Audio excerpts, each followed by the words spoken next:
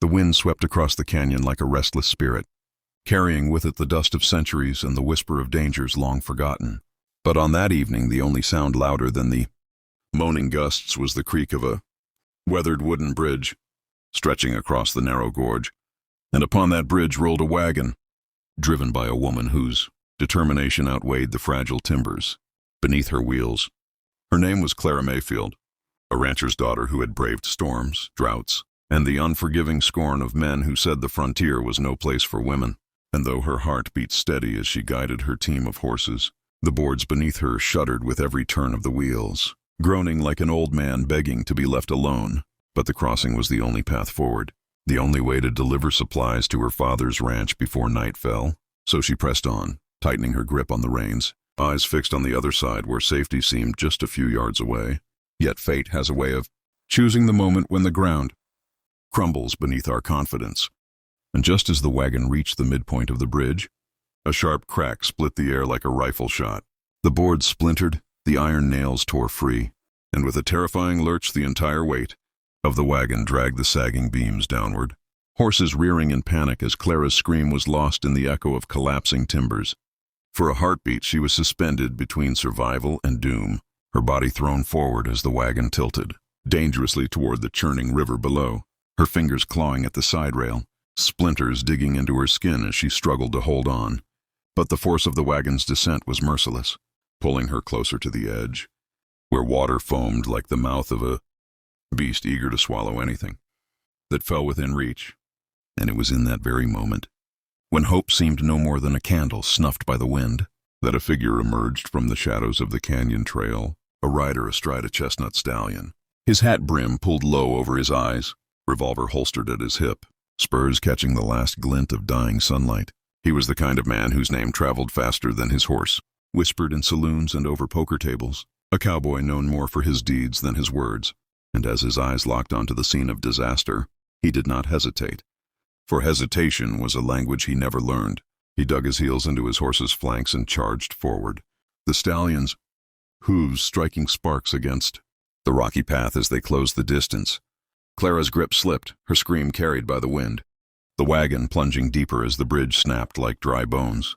And in that desperate second, the cowboy swung from his saddle, boots skidding against the dirt, hand outstretched like fate itself had sent him, and he seized her wrist with a strength born not only of muscle but of conviction, dragging her upward with a grunt as the wagon finally gave way, horses and all vanishing into the frothing abyss below, the crash reverberating through the canyon like thunder rolling off the cliffs. Clara's body slammed against his chest, breathless, trembling, her bonnet torn away by the gale, hair whipping loose like wildfire in the wind.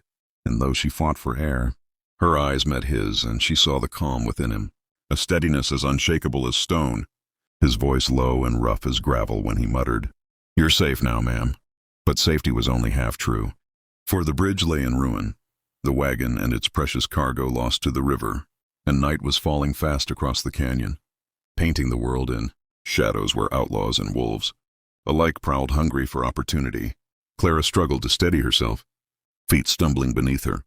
But the cowboy steadied her with a hand to her elbow, his gaze sweeping the horizon as though danger might leap from the darkness at any moment. And though she had never seen his face before, she felt an unspoken trust in him, a sense that fate had tied their paths together on this very night. And as the wind howled through the broken canyon, carrying away the last echo of splintering wood, she whispered her thanks, though words seemed too small for the weight of what had just transpired. The cowboy tipped his hat in reply, his expression unreadable beneath the brim. Yet in his silence lay a promise. This was only the beginning, for the frontier had a way of testing every soul who dared to walk it, and both of them had only just stepped into the fire. The canyon lay behind them in ruin, the broken bridge nothing more than shattered, timbers carried away by the river's relentless current. Yet ahead stretched miles of untamed land where shadows stretched long and every sound in the twilight carried the threat of unseen eyes. And as Clara steadied herself beside the cowboy, she realized the weight of her loss. The wagon gone, the supplies her family needed now swallowed by the depths, despair rising in her chest like the very water that had tried to claim her. But the man beside her stood rooted as firm as the mesas themselves, his hand still resting near his holster as though danger were already approaching, his voice calm when he finally spoke. "We best move, ma'am. River's not the only thing out here that hungers." And though she wanted to ask his name, where he came from, why he risked himself for her, the urgency in his tone made questions feel like luxuries she could not afford. So she followed as he led her up the winding trail, his stallion trailing obediently behind, its ears twitching at the cries of coyotes beginning to stir, the air sharp with the promise of nightfall. And Clara's heart pounded, not just from the lingering terror of her near death, but from the realization that she had placed her trust entirely in a stranger. Yet there was something about his stride, the deliberate way he scanned the ridges, the slight tilt of his head at distant sounds that told, deliberate until the last man fled into the darkness, his curses swallowed by the wind, the fire crackling once more as if mocking the silence that followed. Clara trembled, chest heaving. But when Blackthorn turned to her, smoke curling from his revolver, his eyes carried not the pride of victory but the weight of inevitability, as if every life he took carved another scar on a soul already weathered by too many nights like this. He holstered his gun with a heavy sigh, voice low. They'll come back. Stronger, angrier, and they'll head for Mayfield Ranch. The name chilled Clara, dread seizing her anew, but before despair could claim her, Blackthorn met her gaze, and in his eyes she saw not only the promise of battle but the vow of protection, unspoken yet stronger than steel. "We'll ride at first light," he said. "Your family won't stand alone." And though Clara feared what dawn might bring, her heart burned with gratitude, awe, and a courage she hadn't known she carried.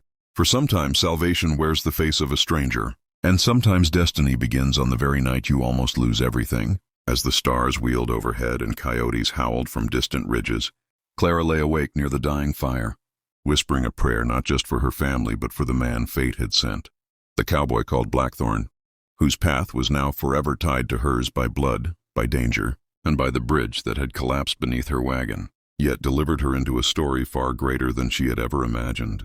Dawn broke red over the horizon, a blood-stained sky that felt less like morning and more like a warning. And as the first light spilled across the canyon walls, Clara stirred from restless sleep, her eyes gritty with exhaustion, but her heart alive with the heavy knowledge of what lay ahead. She turned her gaze to Blackthorn, the cowboy who had pulled her from death's grip and stood watch, through the night without so much as closing his eyes, his silhouette framed against the rising sun, broad shoulders straight as though carved from stone, his hand never straying far from his holster, for a man who carried enemies like shadows had no luxury of rest. And when he finally spoke, his voice carried the weight of certainty. "They'll be riding by midday. We need to beat them to the ranch." His words left no room for doubt, and though Clara's body ached, though the memory of the collapsing bridge still haunted her like a scream in her bones, she nodded without hesitation. For what choice did she have? Her family's fate depended on it, so she mounted his stallion behind him, gripping the saddle as the animal surged forward, hooves pounding a rhythm that echoed like war drums across the land, the prairie stretching endless before them, wind tearing at her hair, and though fear gnawed at her belly, she found strength in the man she clung to. The way he rode with a purpose that seemed to bend the land itself to his will, hours blurred into a haze of dust and sweat, until at last the familiar shapes of her family's ranch appeared on the horizon. Fences splintered, smoke rising from the barn, the silence of ruin heavy in the air. Clara's throat tightened as they galloped closer, dread clawing at her chest. But as they reached the yard, her fears were both confirmed and relieved. Her father stood, rifle in hand, his face lined with determination, though his body bore the tremble of age. Her younger brother by his side with eyes too young for such grim readiness. Relief swept over her like a wave as she leapt from the horse and embraced them, tears hot against her cheeks. But Blackthorn did not pause to savor reunions. His eyes scanned the tree line, his gut telling him trouble was already on its way. And sure enough, the distant thunder of hooves carried across the hills, the Delgado gang riding hard, dust rising behind them like a storm. Clara's father turned pale, muttering that they'd already lost cattle, that the gang had promised to return to finish what they started. But Blackthorn only checked his revolver, voice steady as a church bell. "Then we stand." And though the odds were stacked cruelly against them, something in his tone lit a fire in every heart present. Clara's father straightened his shoulders. Her brother gripped the rifle tighter, and even Clara herself felt her fear harden into resolve. The minutes stretched into eternity as they took positions, every creak of leather, every rustle of wind a reminder of the battle drawing near. Then came the riders, cruel faces twisted with greed, their laughter sharp and merciless, and at their head rode Delgado himself, a brute of a man with a scar carved deep across his cheek, eyes glinting with the cruelty of a predator. He reined his horse at the edge of the yard, spitting into the dust, his voice booming. "Hand over what's left, or we'll take it from your graves." The words hung like a noose, but Blackthorn stepped forward, his shadow long against the dirt, his hand steady near his holster. "You had your chance last night," he growled. "This land ain't yours to claim." Tension crackled like lightning. Clara's breath caught, her brother's knuckles white on the rifle. Delgado's sneer twisting into a grin, and then, as though the world itself paused to take a breath, chaos erupted. The gang charged, guns blazing, horses screaming. The yard exploded with smoke and fire.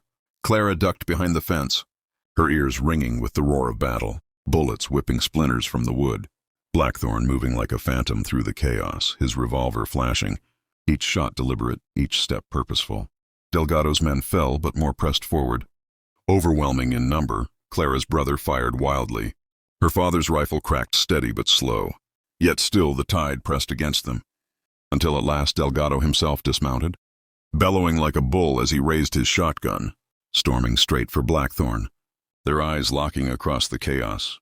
Predator against predator, the duel inevitable. Delgado fired, splinters bursting where Blackthorn had stood a heartbeat before. The cowboy rolling into cover, answering with a shot that grazed Delgado's arm, drawing blood but not slowing the brute. The two circled, death in every step. Clara watched with breath locked in her throat, powerless, desperate, and then it happened. Delgado lunged, his shotgun raised for the kill, but Blackthorn moved with a speed born not of flesh but of instinct, his revolver barking once, twice, the echoes ringing like church bells across the valley. Delgado staggered, his sneer fading into shock, the shotgun slipping from his grip as he collapsed into the dust, silence crashing down in his wake, the remaining outlaws raining hard, fear breaking their courage, retreat scattering them into the hills like rats fleeing fire. Clara's family stood trembling, alive but shaken, smoke hanging in the air like a veil. And as the dust settled, Clara realized her hands were still shaking, her heart pounding not just from fear but from awe, for she had witnessed a battle that would be spoken of for years to come, a man standing against impossible odds and refusing to yield. Blackthorn holstered his revolver with weary precision, his chest rising heavy with breath, his eyes shadowed not with triumph, but with the burden of what must always follow bloodshed. Clara stepped forward, her voice unsteady. "You saved us. You saved everything." But he shook his head, his tone low. "No, ma'am.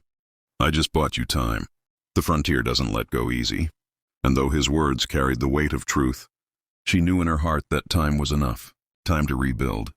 Time to fight again if need be. Time for her family to live another day. And as the sun climbed higher, casting light over the broken yard and the blood-soaked earth, Clara knew one thing with certainty. This was not the end of her story with the cowboy called Blackthorn. It was only the beginning of a legend carved into the bones of the Wild West. And if destiny had written their paths together in fire and blood, then she would walk it, no matter where it led.